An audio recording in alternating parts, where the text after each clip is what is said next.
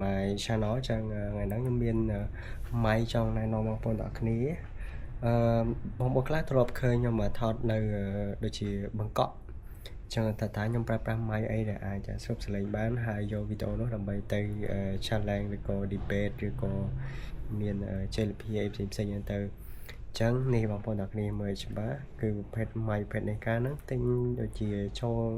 $10ជាងដែរទិញយូរដែរតែគុណភាពវានៅល្អដែរម៉ៃប្រភេទពួកប្រើខ្សែនេះចម្ងាយចន្លោះពី1ម៉ែត្រទៅ3ម៉ែត្រអានេះអូសបាន3ម៉ែត្រហ្មងអញ្ចឹងណាអញ្ចឹងវាល្អម្យ៉ាងដែរបើសិនជាបងប្អូនមាន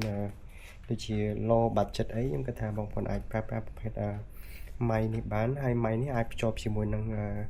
កុំព្យូទ័រក៏បានអាចភ្ជាប់ជាមួយនឹងទូរស័ព្ទ iOS របស់បងប្អូនក៏បានដែរអញ្ចឹងបើសិនជាបងប្អូនត្រូវការអាចទាក់ទងមកខ្ញុំ giveaway ហ្មងអញ្ចឹងណានេះវែងគួរសមដែរនេះបងប្អូនអាចមើលវែងបានហើយខ្សែវាលោកស្អាតមែនតើហើយនេះខ្ញុំតប្រភេទជាមួយនឹងទូ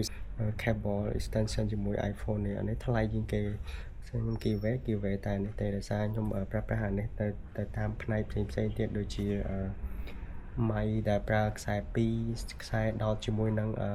charger ផងខ្សែដោតជាមួយនឹង